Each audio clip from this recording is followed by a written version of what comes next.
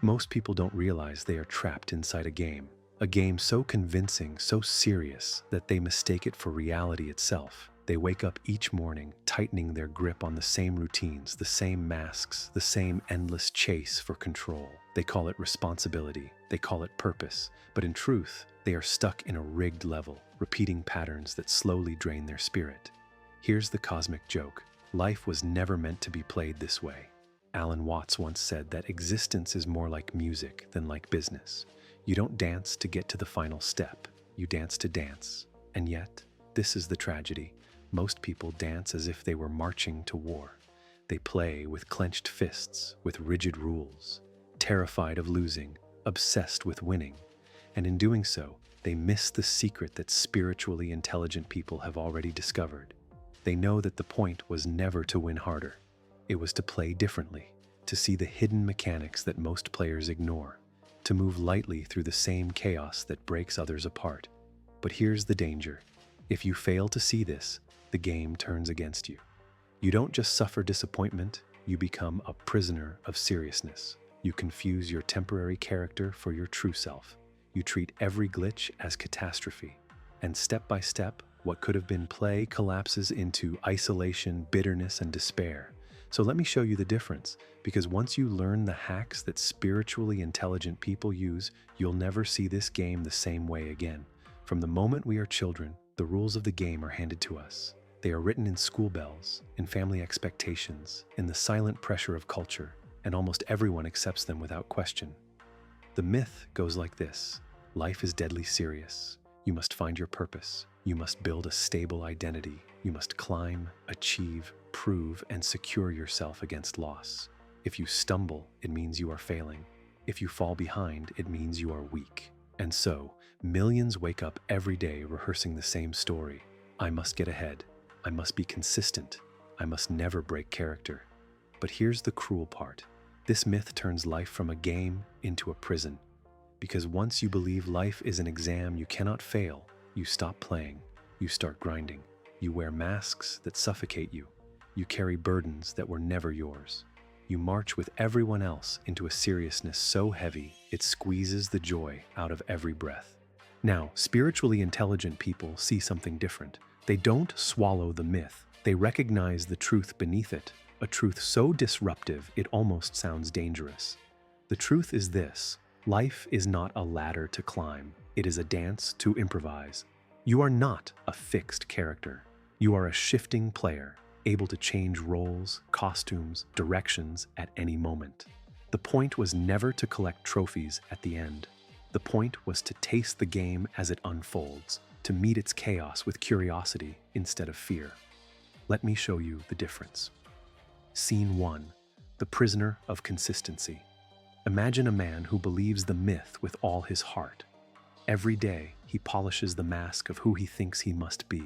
The successful one, the reliable one, the strong one. People praise him. He's so stable, so dependable. But inside he feels like a statue cracking from the inside out. Because he cannot move freely. He cannot change.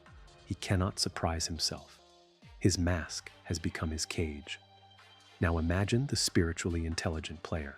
She also has roles: mother, friend, professional. But she does not confuse the role for her essence. She can be playful one moment, fierce the next, tender the next. To her, consistency is not about sameness, it's about presence, about showing up fully to whatever the game is asking now. Scene 2. The illusion of winning. The myth tells us the point of life is to win, to earn more, to prove more, to rise higher. But what happens the day you finally reach the top? You don't feel free, you feel empty. You stare at your trophies and realize the game never had an ending. Spiritually intelligent people laugh at this. They know winning is not the point. To them, the game is about how you play, not where you arrive. They treat every loss, every detour, every glitch as part of the richness of play. Winning harder doesn't make you more alive. Playing differently does. Scene 3. The fear of falling. The myth chains people to fear. If you must never fail, then every stumble feels like death. A lost job becomes an identity crisis. A breakup becomes proof of unworthiness. Even aging itself feels like punishment. But here's the truth. Spiritually intelligent people see falling as part of the dance. When they trip, they don't pretend it didn't happen.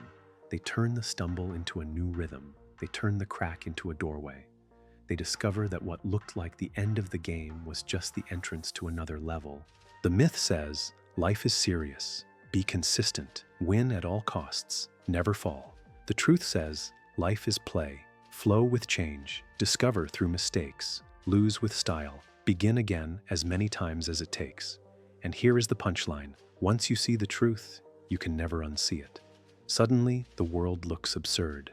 Millions of people taking the game as a death sentence when it was meant to be a dance. But knowing the truth is not enough. The game still has mechanics, and unless you learn how to hack them, you will slip back into the myth again and again. In the next part, we'll uncover the secret hacks that spiritually intelligent people use to play the game differently. These are not theories, they are practices, invisible buttons hidden in plain sight. And once you press them, you'll never move through life the same way again. Most people walk through the game of life with their eyes half closed, stumbling through the same levels, repeating the same mistakes. But spiritually intelligent people, they've found hidden mechanics, invisible buttons that change how the game responds. These are not shortcuts. They're shifts in perception that make the impossible suddenly playable. Let's uncover the 5 hacks that turn life from a grinding march into a living, breathing dance. Hack 1. The meta view. You are not the character. Picture yourself in the middle of an argument. Your voice is rising. Your chest is tight. Every word feels like a battle. In that moment, you believe you are the character in the story, the hurt one, the offended one, the one who must defend itself. But the spiritually intelligent player knows the secret. You are not the character. You are the one holding the controller. This is the first hack, the meta view, the awareness that you are not the mask, not the role, not even the thoughts racing through your mind. You are the one watching the character move. It sounds abstract until you try it. Next time you're angry, pause and tell yourself, my character is in a conflict level. Notice how this single reframe loosens the grip.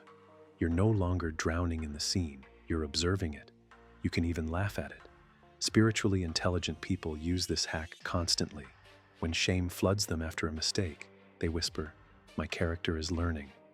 When fear creeps in before a decision, "My character is facing a new boss." When joy surprises them, "My character unlocked a bonus level." By stepping back, they regain freedom. Because when you stop confusing yourself with the character, the game becomes flexible. You can change roles. You can experiment. You can lose and still feel whole. The myth told you, you are your identity. The truth reveals, you are the player. Identities are costumes you try on along the way. Hack 2. The light grip. Plans are meant to bend. Most people play life like it's chess. Precise moves, calculated strategies, a desperate need to control the board. But life is not chess. Life is jazz. The spiritually intelligent player knows this. If you grip too tightly, you break the flow. The second hack is the light grip, holding plans with the softness of an open palm. Imagine this scene. A woman plans her perfect vacation. Flights booked, days scheduled to the hour, and then the flight is canceled. The hotel is overbooked. Her plan collapses. For most players, the trip is ruined. Stress poisons every moment. But the one who plays with a light grip sees differently. She treats the disruption as a secret passage. She wanders into a small cafe she never planned to visit, and there she meets someone who changes her path. What looked like disaster becomes synchronicity. This hack doesn't mean abandoning plans. It means holding them like a dance partner, firm enough to stay connected, loose enough to improvise. The spiritually intelligent know. A canceled meeting may open a better conversation. A failed project may redirect you to your true work. A heartbreak may clear the space for deeper love. Rigid players break when the unexpected arrives. Flexible players bend, and in bending, they discover the hidden beauty of the game. Hack 3. Glitches as gateways. Mistakes are codes. In every game, glitches appear. The screen freezes. The character falls through the map. Something doesn't work the way it should. Most players panic, complain, rage quit. But the spiritually intelligent player knows Glitches are gateways. They are not proof of failure. They are invitations to explore hidden levels. Think about your own life. The job you didn't get. Wasn't it the very thing that pushed you into a better path? The relationship that collapsed? Didn't it open the space for you to discover who you really are? The wrong turn you took? Didn't it bring you to places you never would have seen? To the ordinary player, these look like mistakes. To the awakened player, they are codes written into the system. They redirect you, upgrade you, force you to see what you never would have chosen. One man told the story of losing everything in a single week. His job, his apartment, his relationship. It felt like collapse. But years later, he realized it was the best glitch that ever happened because it reset the game. It forced him to build a life closer to his true values. Glitches don't mean you're broken. They mean the game is opening a new door. The spiritually intelligent player asks not, why me, but what new level is this pointing me toward? Hack 4. Surprise mode. Make chaos your teacher. Most people hate surprises. They cling to the familiar, the predictable, the safe, but life refuses to obey.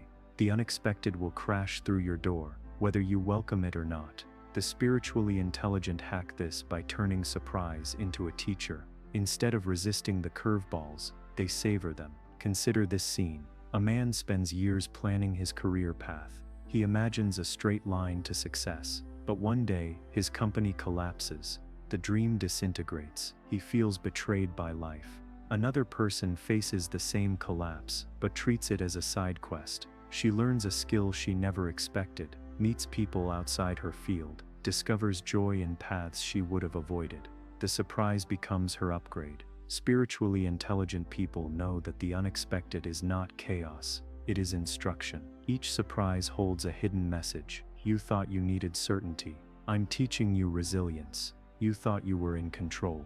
I'm teaching you trust. You thought you knew yourself. I'm showing you more. The myth says chaos destroys you. The truth says chaos is the teacher you secretly asked for. When you switch to surprise mode, life stops feeling like attack. It begins to feel like adventure. Hack 5. The invisible controller. Trust the unseen intelligence. There are moments when the game lines up in ways too precise to dismiss. You think of a friend, and they call you within the hour. You walk into a bookstore, and the exact book you needed falls into your hands. You take the wrong turn and end up at the right place. Coincidence? Maybe. But spiritually intelligent people sense something deeper, an invisible controller guiding the flow.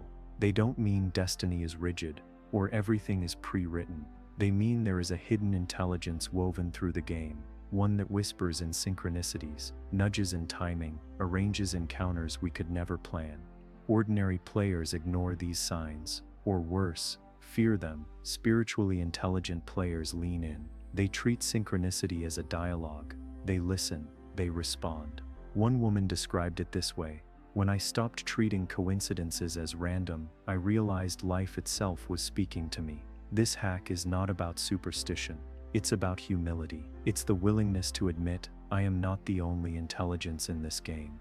And when I align with the flow, doors open that sheer effort could never unlock. Some of the most dangerous traps in this game are not the ones you expect. They don't announce themselves loudly. They slip in quietly, wearing the face of ordinary life. And before you realize it, they've been shaping the way you play all along. Danger 1. The addiction to meaning. Most people think the highest intelligence is to find meaning. But here's the trap. When you cling to meaning too tightly, you lose the ability to live. You become addicted to explanation, always searching for why, and missing the actual play unfolding right now. Danger 2. The comfort of suffering. Some players secretly fall in love with their own pain. Misery becomes familiar, almost safe. They wear their wounds as proof of identity. And the cruel trick, the game keeps giving them more suffering, because they've made it their home. Danger 3. The seduction of escape. Others see the game as hard and try to leave it altogether. They numb themselves with distraction, drown in endless scrolling, or hide behind false spirituality that denies the messiness of life. They don't play, they escape. And in escaping, they vanish from themselves. Danger 4. The fear of joy. This one shocks the most. Many people are terrified of joy. Because joy means vulnerability. If you truly let yourself feel alive, you risk losing it. And so they push it away, pretending they are realistic, when in truth they are simply afraid to taste what they secretly crave. These are not the obvious dangers. These are the hidden traps that quietly devour players from within. And here is the truth. This is only the beginning. There are far more, stranger, darker, more unsettling dangers that cannot fit in this single video. So, I'll ask you, do you want me to open the next level? If so, write it in the comments. Yes, I want more. For now, let's turn to the path of transformation. How spiritually intelligent players not only avoid these traps, but actively rewire themselves to play with freedom, lightness, and mastery. After the shadows comes the dawn. Yes, the game has traps. Yes, it has dangers that can quietly consume you. But here's the secret that spiritually intelligent people carry. You don't need to stay blind. You can rewire yourself. You can learn to play with freedom. Transformation doesn't arrive as one sudden victory. It arrives through practices, small, repeated actions that shape how you experience the game. Think of them as rituals, not chores. Keys that unlock new ways of being. Here are 3 of the most powerful. Ritual 1. The perspective reset. Every morning, before diving into the chaos of the day, pause and remind yourself, I am not only the character, I am the player. Say it out loud if you can. Feel it in your chest. Watch how it changes the way you step into your daily roles. Suddenly, the email isn't an attack, it's just part of the level. The disagreement isn't identity threatening, it's simply gameplay. This ritual shifts your lens from survival to play, and that shift, repeated daily, slowly dissolves the prisons of seriousness. Ritual 2. The error log. Most players hide from their mistakes. They bury them, deny them, or drown in shame. But spiritually intelligent players keep an error log. At the end of each week, they write down not just achievements, but mistakes, the awkward conversation, the failed attempt, the forgotten promise. And next to each, they ask a single question. What code was hidden in this? Slowly, what once looked like failure becomes data. What once felt like punishment becomes guidance. The error log transforms glitches into maps. And here's the paradox. The more you collect mistakes, the less they own you. Because you stop fearing them, you start decoding them. Ritual 3. The practice of flow. The third ritual is about joy. Pure, unnecessary, playful joy. Once a week, do something where the result doesn't matter. Sing badly, dance foolishly, paint something meaningless. Play a game you cannot win. Why? Because the myth taught you that everything must have purpose. This ritual breaks the spell. It reminds you that life's deepest intelligence reveals itself not in productivity, but in presence. When you allow yourself to play without outcome, you rediscover the rhythm that was always there, the rhythm of life itself. These 3 rituals are simple, almost too simple, and yet, practiced consistently, they rewire the way you experience the game, from control to trust, from fear to curiosity, from burden to play. This is what it means to integrate, not just to understand the hacks, but to embody them, to let them live in your bones, until even the darkest levels feel lighter. But the journey doesn't end here, because even with rituals, the game will still test you. It will still throw shadows across your path. And if you don't know how to meet those shadows, you risk falling back into blindness. In the final part, we'll uncover the ultimate hack, the one that brings everything together, the one that transforms even suffering into play. Here is the secret that brings everything together. The game was never about reaching the end. It was never about winning harder than everyone else. It was never about control, seriousness, or perfection. The ultimate hack is to realize the game itself is the point. Every stumble, every laugh, every mistake, every coincidence, every tear. It was all part of the music you were meant to dance to. When you see this, something extraordinary happens. The prisons crack, the traps dissolve, and even suffering begins to transform, not into something to avoid, but into rhythm, into texture, into depth. This is what spiritually intelligent players know, that joy and sorrow are not enemies, but partners in the same dance. That control is an illusion, but trust is a doorway. That life isn't testing you, it's inviting you. And so the final hack is simple. Play beautifully. Not because you have to win, but because how you play is the only thing that was ever yours. Now it's your turn. Tell me in the comments, which hack spoke to you the most? Which danger felt uncomfortably familiar? Write it, share it, because when you do, you don't just help yourself. You help another player see the game differently. If this journey resonated with you, subscribe, share it with someone who needs it, and keep this circle of players growing. And this is not the end. If you want to go deeper, watch our video, 5 Signs Your Pain is Divine Timing, where we uncover the mysterious signs and timings that reveal when life itself is speaking directly to you. Until then, keep dancing, keep playing, and remember, the point was never to escape the game. The point was always to live it so fully that even the universe pauses to smile.